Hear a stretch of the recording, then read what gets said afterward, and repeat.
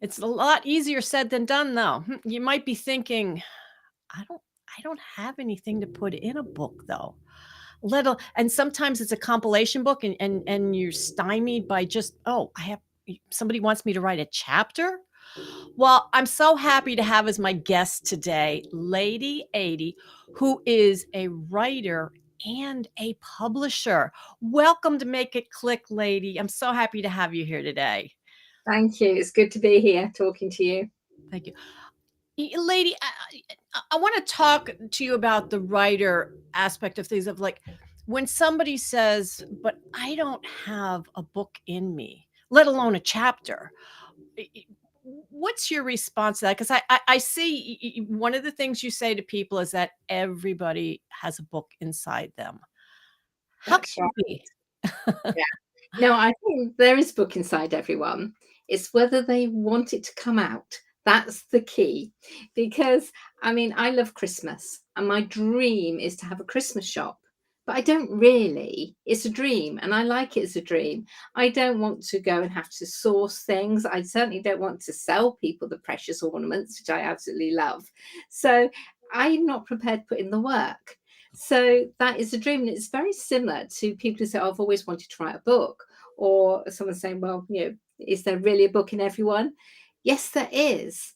But do you want to do the work? It's not as much work as people think, in my opinion, but you do have to focus on it. And my job is to get that book out with somebody. That's awesome. Now I had mentioned in my intro about gaining credibility from a book. Many times people think that when they do write that book, it's gonna make them a lot of money, and that's where the credibility comes in and everything, and that doesn't happen, does it? We need our audience to understand, this is not a New York Times best-selling book that's gonna make, millions of dollars. Is that correct? There's a lot of luck that goes into it, and the luck comes into the marketing because I have an analogy about writing a book. I think it's like having a baby. The very first ideas are like great sex. Oh, I can write about this, I can write about that, and you get all into the research. Then comes the pregnancy, and the pregnancy is doing it. It's writing it, it's getting beta readers, it's doing the editing, it's doing the proofing. Then comes the birth of the book, and then after that comes the christening or the baptism where you're saying to everybody, here's my book, this is its name, this is, it's here now. And then comes the parenting, and parenting takes years and years and years. And in the book scenario, that is your promotion and your distribution. And most people don't want to do that bit. They want to go straight back to the sex. But it's only that, that bit of parenting your book which will make it, because you can have the best book in the world, written, beautifully produced. But if you don't promote it and tell people where to find it, they won't, and it won't sell. Or you can have a really thin line book which you put together over a weekend, you threw it out there. But if your marketing is spot on and you throw some money towards that as well, then it can become a bestseller overnight.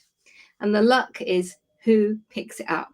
So I know authors who a DJ on the radio picked up their non-fiction book and started talking about it, instantly changed the life of that author. You never know what's around the corner, and you never know which doors your book's going to open either.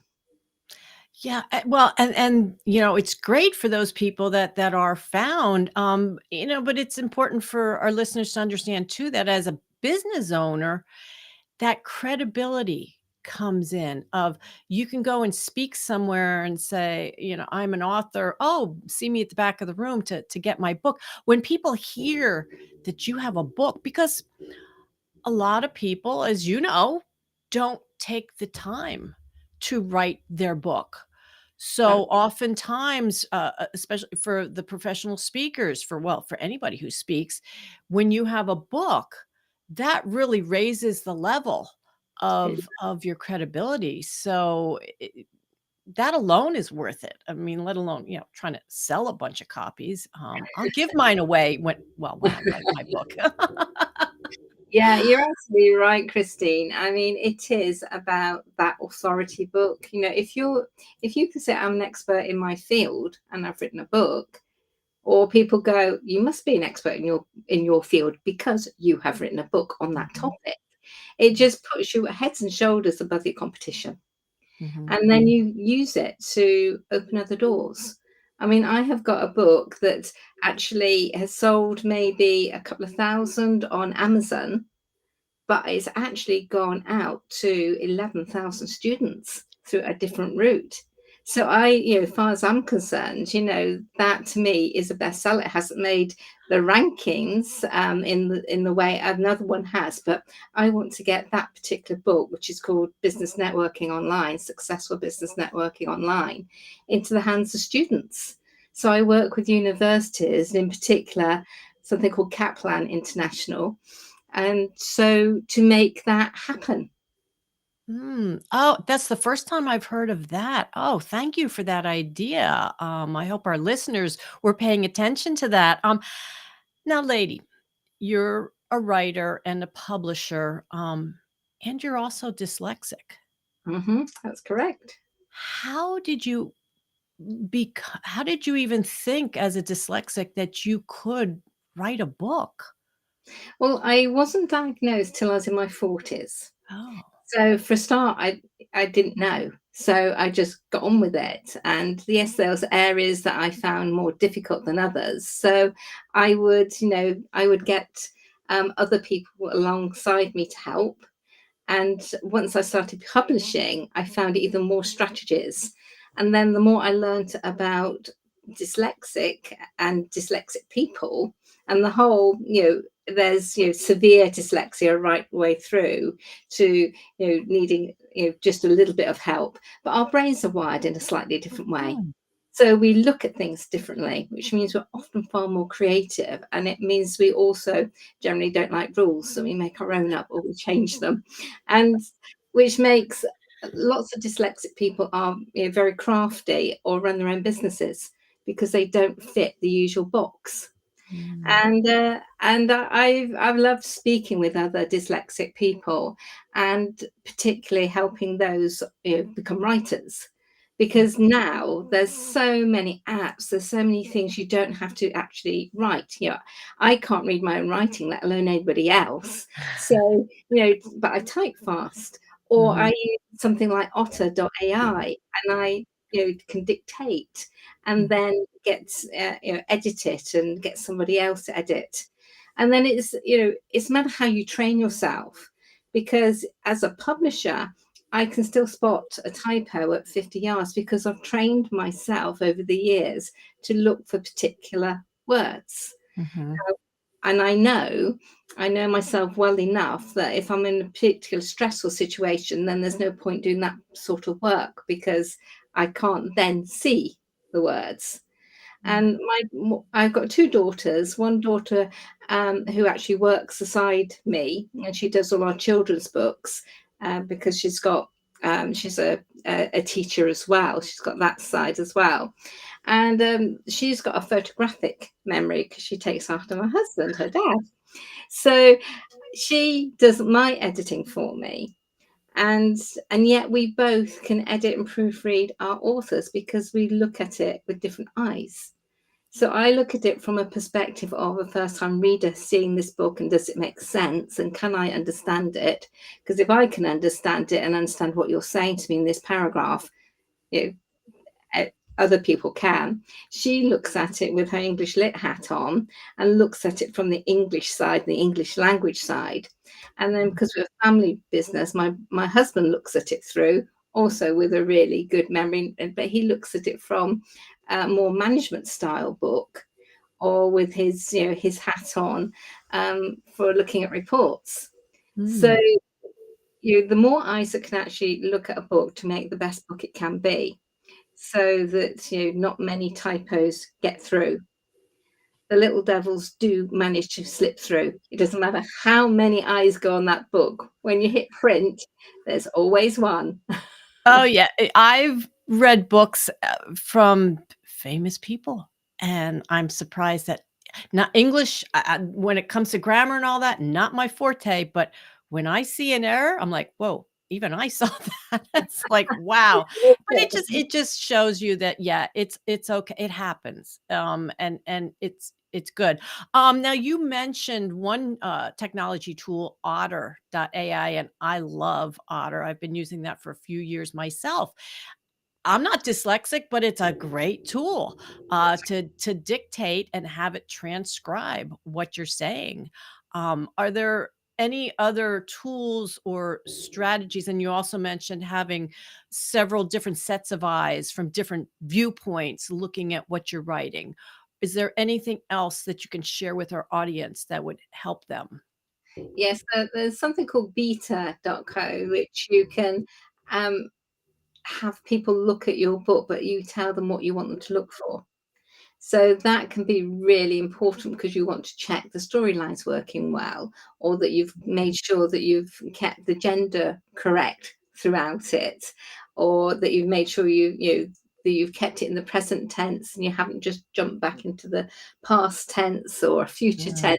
So things like that you can ask them to look at. So there's good technologies on that, and there's various typing tools out there so that you can block off every other distraction and just get on with the writing, as well as just changing the screen color, changing the text. Those sort of things are very you know good for anybody, but actually if you're dyslexic it helps even more. yeah, oh, changing the screen color. Oh, that yeah, I could use that. And that's the thing. I think a lot of the strategies that you use as a dyslexic and that you use with your clients that are dyslexic, all these things are good for everybody. Yeah, To be more productive, and get more done, and especially when it comes to writing a book. The thought of sitting down and writing. I'm watching a British, show on TV about a writer, murder mystery, and I find it interesting how they say that, well, this guy, he likes to handwrite, with pen and ink, his first draft. They show him doing that. And then he goes to his computer and he's typing away. It's like, and all these different avenues to writing. There isn't just one, no, which I, there's I long. think we tend to forget about. That it's not just, oh, you have to sit at your computer and type all day. Especially the dictating. Yeah, Now, who doesn't love to just sit and talk, you know? You just dump all those ideas out. I think everybody loves that, strategy to writing, what they have inside of them. that's Um, now, one of the tips that, I've seen you share is about reading more books in order to write better. yeah. So, how does where does it are there books that are better for a dyslexic to read? The how do they At work. Well, I mean, it's Stephen King in his great book called On Writing. He's one of the main champions of the more you read, the better you write. Mm, Which is why I set up the Book Academy, so that which is full of authors and illustrators and or avid readers, and we look at books that appeal. We do from fiction, and we've looked at some Stephen King's work. We're doing Amy Jeffs this coming month, Storyland, which is one of hers, and we just look at it helps if you maybe have larger print, but of course you've always got the audiobook. And mm, people enjoy those. I mean, when I say book, and it can be print, it can be ebook, it can be the Kindle, it can be an audiobook. It doesn't have to be just the printed copy. mhm, So I'm open to whatever the version is because it's personal choice, and that's where people with extra, needs to shortcut time for reading, they can listen to it instead. mhm. Yeah, So yeah. we're so fortunate with so much technology now. It's incredible. Mhm. Yeah, and, I think that goes for anything we do in life, in our business. If it's something you wanna do, then you need to take the time and it's research. It's like you say, you gotta read more books. I mean, it's like when people say, "I want my own podcast show." Well, how many podcasts do you listen to? None. Well, you need to start doing some research, listening to podcasts, seeing what other people are doing. So it's no matter what we're doing in life or in our business. Lady, this has been wonderful. If people want to get a hold of you, or do you have something special that you would like to share with our audience? Well, just through my website, I'm always open to have a chat with people. So I say, go on the Calendly so that because that helps to organize me. Otherwise, I get my diary and a bit of some difficulty. I've got a start writing your book today because that's the biggest thing is start. So I say to people, put a folder on your desktop, call it I am an author. And then the moment you get, oh yes, that could make a book, or I could put that in my book, when you've got your theme, start filling that folder, and before long you've got copy. And Mm. you need a minimum of 25,000 words, really. Not looking at books like Who Moved the Cheese and things which are significantly smaller, but they've used that in a different way with high marketing behind them. But in the whole, 25,000 words makes a book because that gives you enough pages to have a spine. Without that, all you've got is a leaflet. All right. Well, one more question, lady. And I'm just wondering, when you decided to be a writer, to then be a publisher, is there something that you can pinpoint over the years that really made it click for you in your business? And it could be just something that you learned. Maybe it's a piece of technology. But is there something that comes to mind that you say, this is what really made a difference for me in my business? I think my pivotal moment was actually during lockdown and the use of Zoom. Just being able to network through Zoom, and when we weren't going anywhere for that year and a half, um, for me, my business changed from a hobby business into a full-on business where other people had to come alongside me to help me because we've got so much volume now. And it also meant people then went, actually, I've always wanted to do things, and I don't know what's around the corner, so I'm going to write my book. That was a pivotal moment in many people's lives, but in particular for me, it was. And Zoom has been incredible because my clients aren't just around the corner at local networking Mhm. meetings. They're across the world, they're across the country, throughout the UK. So Zoom helps me to find them. Yeah, well, and you and I met because of Zoom. I mean, we never would have met, had No, it not been I for Zoom. Well, lady, thank you so much for being my guest today on Make It Click. This has been so enlightening and eye-opening, and I hope inspirational for our listeners to, write that book that they really do have inside them. And if they want to know more, they need to get a hold of you at ladyadey.com. Thank you so always, much. always happy to talk